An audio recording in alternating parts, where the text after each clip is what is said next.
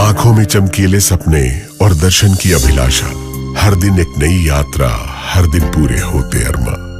सफर का सामा, भोजन की सुविधा, ठहरने की व्यवस्था, दर्शन करते शीश नवाते श्रद्धालु, और ये सब कुछ निःशुल्क, आदर से, सम्मान से। मुख्यमंत्री तीर्थ योजना के अंतर्गत 40,000 वृद्ध श्रद्धालुओं ने निःशुल्क यात्रा की। आस्था का ये सफर प्रतिदिन जारी है। शानदार 4 साल भाग्यवंत मान देना।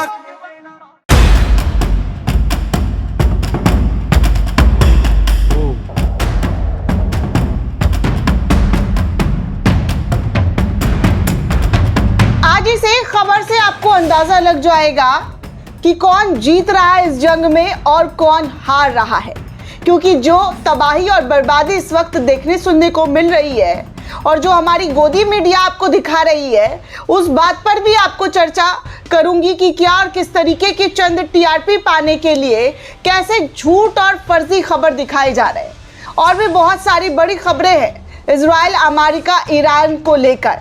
लेकिन सबसे पहले ये एक खबर आपके सामने दोस्तों, जहां पर 5,000 से ज्यादा सैनिक जो है इस युद्ध पोत पर सवार थे, जो ईरान के लिए खड़ा किया गया था इस जंग में अमेरिका के जरिए।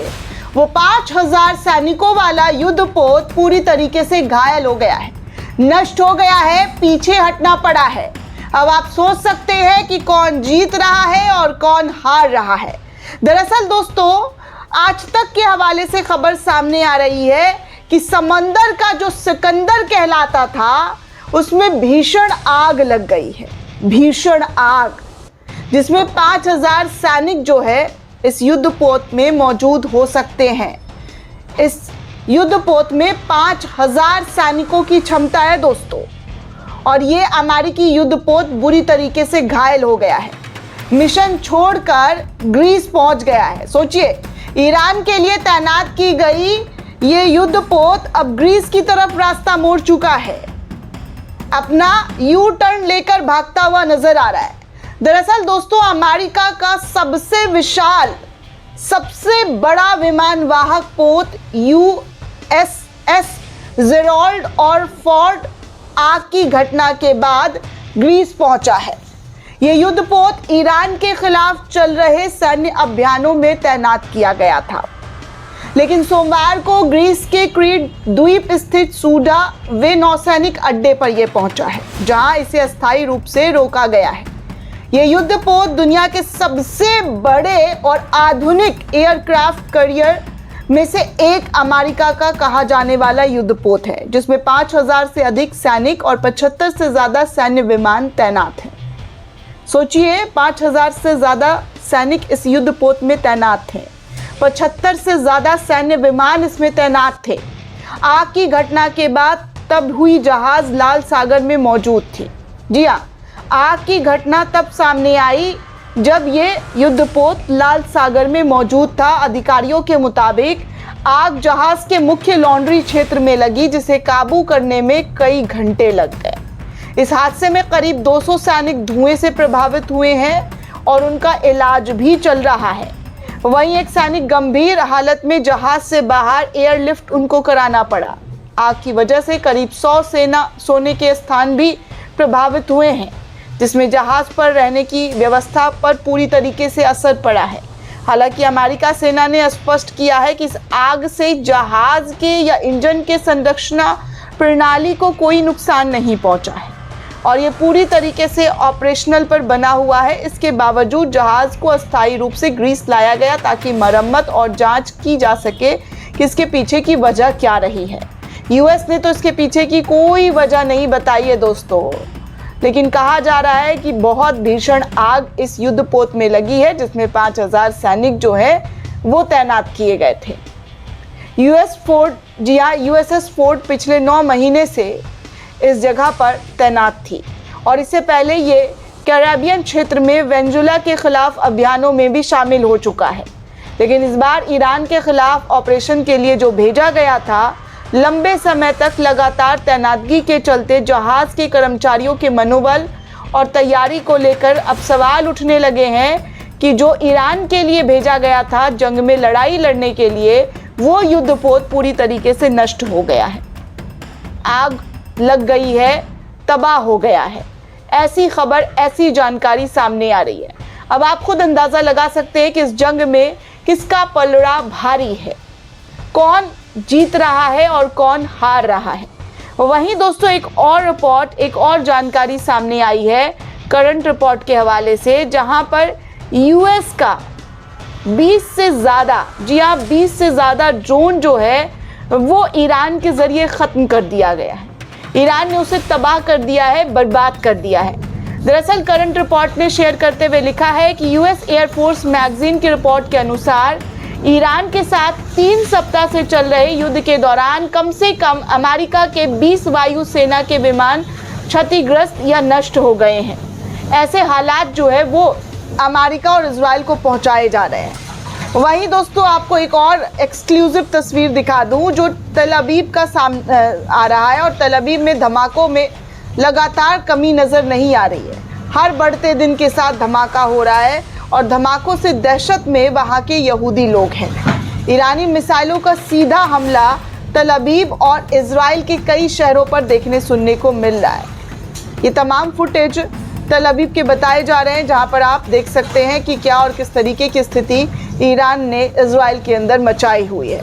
लेकिन इन सब के बावजूद रजत शर्मा का इंडिया टीवी क्या खबर चला रहा है, उसे देखकर आप खुद अंदाज़ा लगाएंगे कि हमारे गोदी चाटुकार पत्रकार जो है वो किस तरीके की पत्रकारिता करते हैं।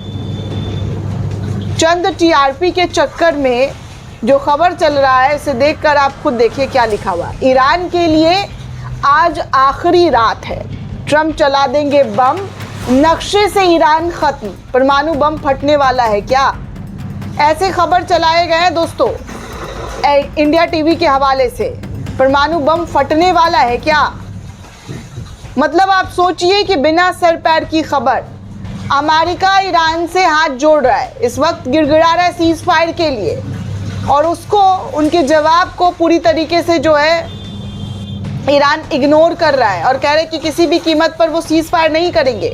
लेकिन इंडिया टीवी वाले ना जाने कौन सा सोर्स, कौन सी खबर लेकर सामने आ रहे हैं जहां पर ईरान के लिए आखिरी रात बताई जा रही है। सोचिए कि क्या और किस तरीके का इनकी पत्रकारिता है, और आजकल जो जनता इनके चैनल को बैठकर देखती है उनको क्या मैसेज जा रहा है, किस तरीके का खबर ये परोस रहे हैं। वहीं दोस्तों आपको बता दूं कि ईरान अमेरिका से कोई बातचीत नहीं कर रहा है।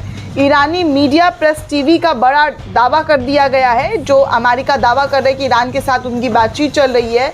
वहाँ के सरकारी चैनल ने साफ तौर पर कहा है कि अमेरिका के साथ उनका कोई बातचीत और किसी भी तरीके की कोई चीज़ें नज़र नहीं आ रही है। अब आप देखिए कुछ और तस्वीर आई है तल अवीव की, जहाँ पर ईरानी मिसाइल के अटैक के बाद northern Israel, southern Israel, north Israel, यरूशलेम और तल अवीव, तमाम जगहों पर इस वक्त ईरान के मिसाइल ने कैसे हिट किया है, और उसके फुटेज जो है आप साफ तौर पर देख सकते हैं कि यूज़र के ज़रिए शेयर किया गया है।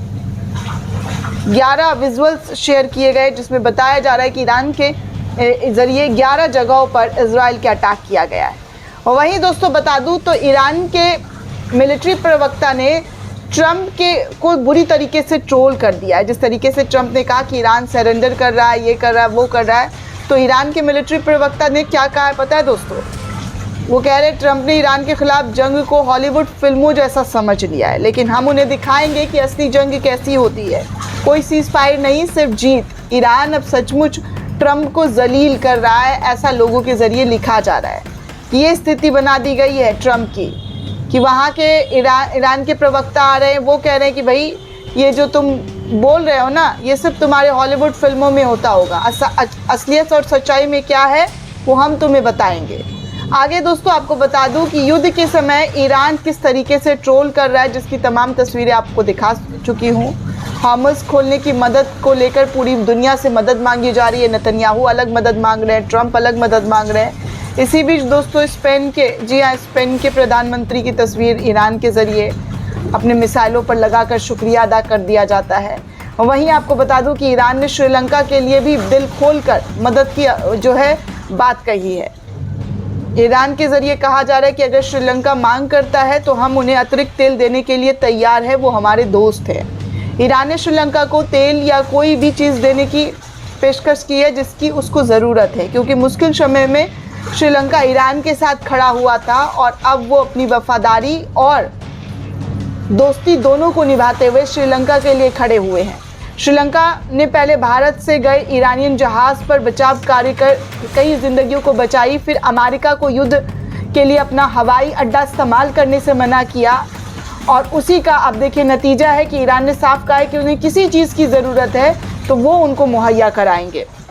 अब आपको और तस्वीर दिखा दूं दोस्तों, तो ईरान का जो मिसाइल लॉन्च हुआ है, स्पुतनिक करके एक पेज है उसके ज़रिए शेयर किया गया है कि ये तल अवीव शहर है इज़राइल का, जहां पर भारी तबाही जो है इस वक्त मची हुई है। ईरानी मिसाइल को रोकने के लिए आयरन डोम प्रणाली जो है इज़राइल के ज़रिए सक्रिय किया गया था, वो आयरन डोम जो है वो किसी भी तरीके से काम नहीं आया और पूरी तरीके से इज़राइल के अंदर तबाही का वो नज़ारा और मंजर देखने को मिला है कि आप स्क्रीन पर तमाम तस्वीरें देख सकते हैं। वहीं अल जज़ीरा के हवाले से खबर आ रही है कि ईरान की फोर्स न्यूज़ एजेंसी द्वारा एक पब्लिश की गई वीडियो में कथित तौर पर क्षतिग्रस्त अमेरिकी सेना के Lucas one way attack system को दिखाया गया है, जो ईरान के शाहेद ड्रोन का समान मॉडल है। ईरान का कहना है कि इस कार्रवाई के साथ गिराए गए ड्रोनों की संख्या कुल 131 हो गई है और लगातार हम अमेरिका को नष्ट और क्षति पहुंचाते हुए नजर आ रहे हैं। उनके हथियारों को पूरी तरीके से तबाह कर रहे हैं, उनके ठिकानों पर हम अटैक कर रहे हैं। वहीं दोस्तों आपको बता दूं कि आज तक ने भी इसी खबर को चलाया और बताया कि अमेरिकी ड्रोन मार गिराने का ईरान ने दावा किया है। अमेरिकी लुकास ड्रोन को मार गिराया गया है। युद्ध में अब तक 131 ड्रोन के तबाह करने का ईरान ने दावा कर दिया है।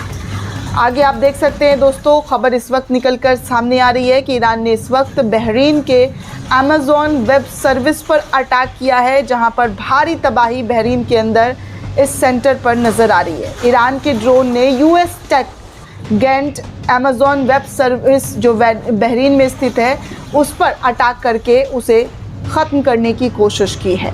दोस्तों ये पूरी रिपोर्ट आपको कैसी लगी हमें कमेंट करके ज़रूर बताइएगा। साथ ही साथ चैनल को ज़्यादा से ज़्यादा लाइक, शेयर और सब्सक्राइब करना बिल्कुल भी ना भूलें। शुक्रिया दोस्तों।